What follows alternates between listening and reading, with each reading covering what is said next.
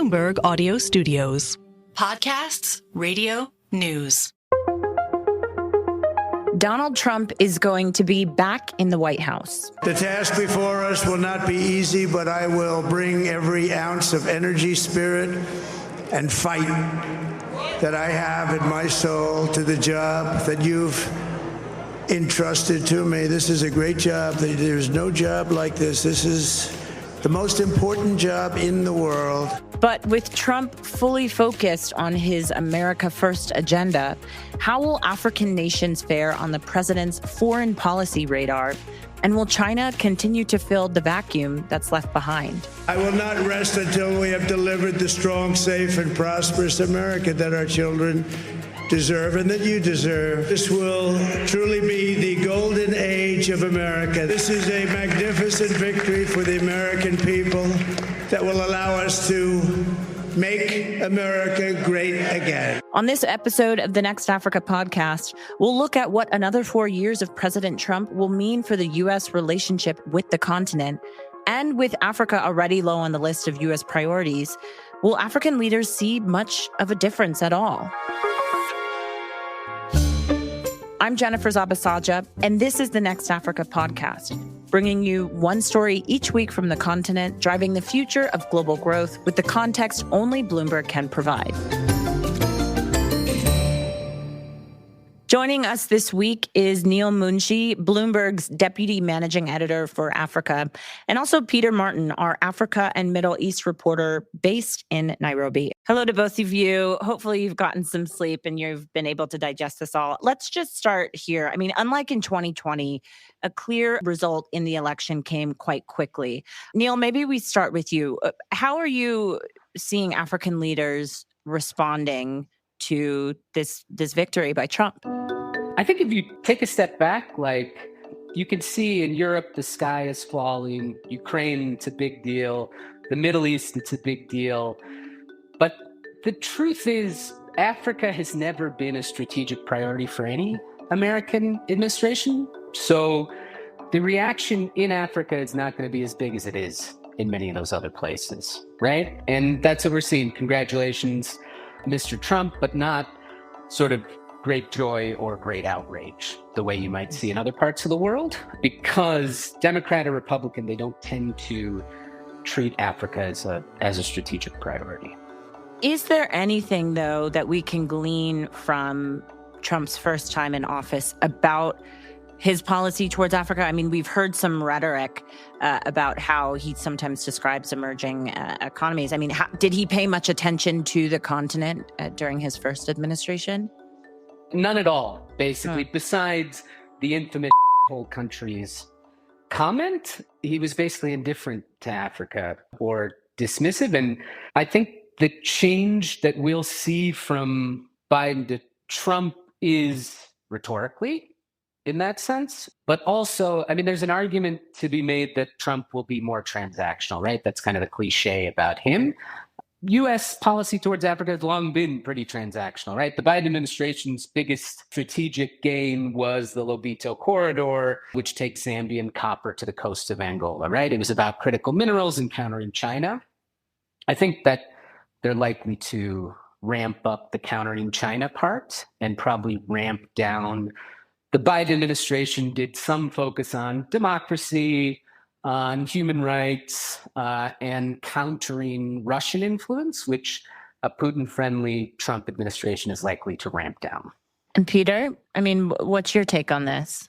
It's important to remember that Trump personally wasn't particularly interested in Africa or engaged on the topic, but there were a lot of people around him who were deeply passionate about engaging in a global competition for influence with China, whether that was in the Indo-Pacific, in Africa, in Latin America.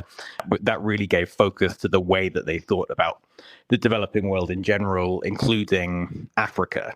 So they're going to want to see pushback against any potential Chinese bases. They're going to want to work to secure critical minerals, push back on perceived PRC misinformation campaigns.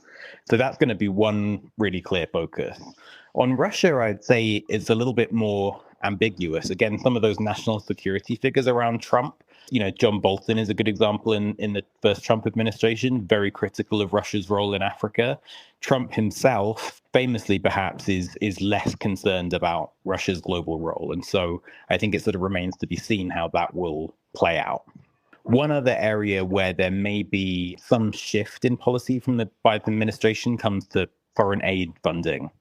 So John Bolton, when he unveiled the Trump administration's Africa strategy, talked about the need to end indiscriminate funding of foreign aid and to use US overseas development money in a much more targeted and strategic way that supported US foreign policy. And I think that's one area where we'll probably see change. One thing just to add to Pete's point about kind of funding and that kind of thing is, we had a great story this week from one of our reporters about US evangelical funding for anti-LGBTQ laws in Africa. And there is a decent chance we see that ramp up.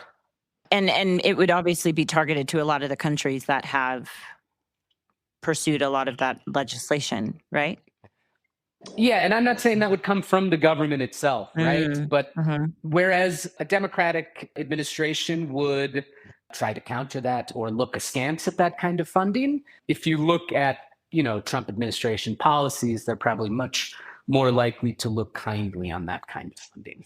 The other area that may be different there is, the Biden administration has been quite openly critical of countries like Uganda, which have had strong anti-LGBTQ legislation.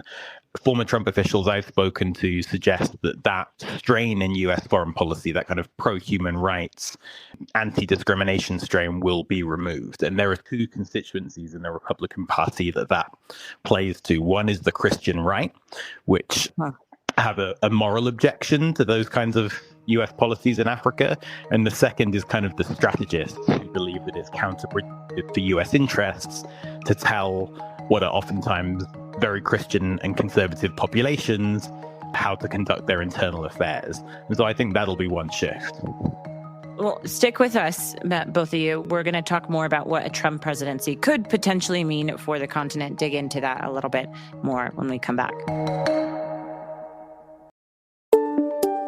Welcome back. Today on the podcast, we are looking ahead to a new term for President Donald Trump and what that potentially could mean for Africans. So Neil Munshi and Peter Martin are with us. Neil, Trump, as you were just mentioning, he has famously said that whole nation's comments, and he's also made comments about the DRC.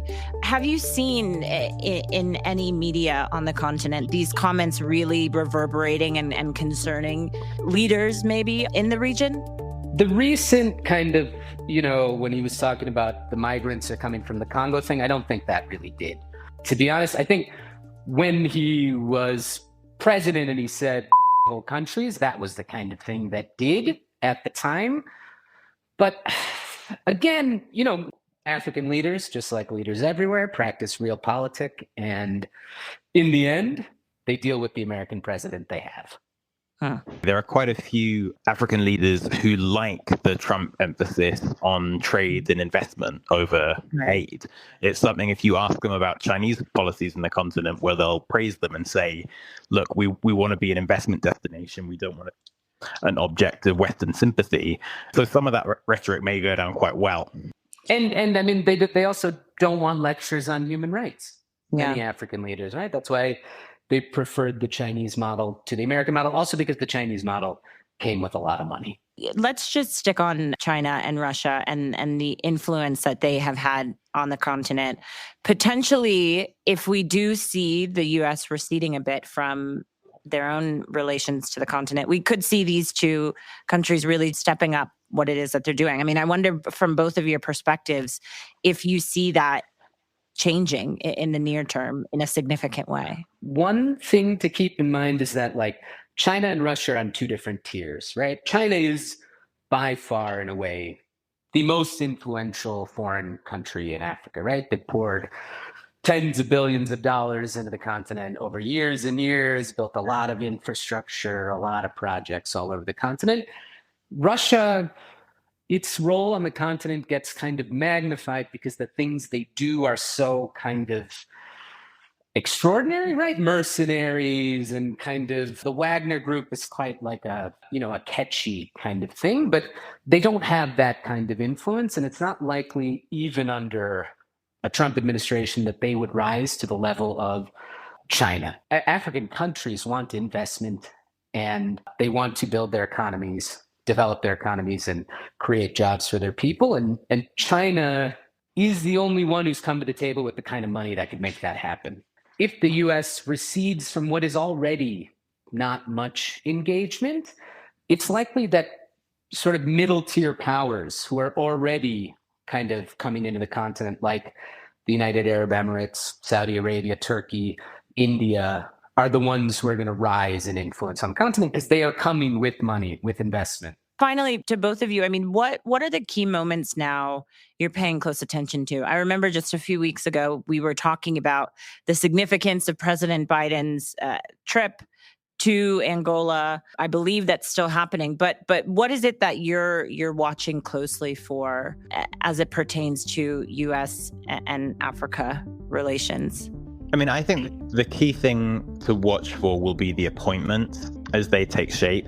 Who's going to have the helm at the State Department, the DOD, perhaps some of the aid and trade agency names coming out, and then also some of the people at the sort of assistant secretary level. If you have a Mike Pompeo type figure in the State Department who's very, very focused on strategic competition with China, then I think we can say that that's going to be the overriding focus of Africa policy under Trump. So those appointments are really crucial. Neil? The other thing we'll be watching is trade. Like I said earlier, Africa doesn't have a ton of trade with the US compared to other parts of the world, but there is a preferential trade agreement for some countries and exporters called the Africa Growth and Opportunity Act that's up for renewal in September. And so given Trump's reputation as, a trade warrior, there is some angst around the renewal of that agreement and what it will entail. And you can, of course, read our full coverage of the U.S. election across Bloomberg platforms. Here's a few other stories we're following this week in the region. Mozambique's opposition leader, whose supporters have shaken the Southeast African nation with protests over last month's disputed election, abandoned plans to return for a final march on Thursday. Venancio Mondlane, the fiery former lawmaker and pastor, had earlier pledged to lead a protest in the capital, Maputo. He's called on his supporters to occupy the city to back his claim that he won last month's presidential election after results showed ruling party candidate Daniel Chapo triumphed with almost 71% of the vote. And South Africa's national government said it will, for the first time, ask private companies to help revive dilapidated buildings it owns in inner cities in the country's biggest urban centers. The measure comes as concern builds about the fate of the central districts of cities such as Durban and Johannesburg, which have become bywords for urban dysfunction. In both centers, high-rises and other buildings, many of them owned by the state, have been abandoned and taken over by squatters who are extorted by armed gangs. And you can follow these stories across Bloomberg, including the Next African newsletter. We'll put a link to that in the show notes. This program was produced by Adrian Bradley. Don't forget to follow and review the show wherever you usually get your podcasts. I'm Jennifer Zabasajja. Thanks as always for listening.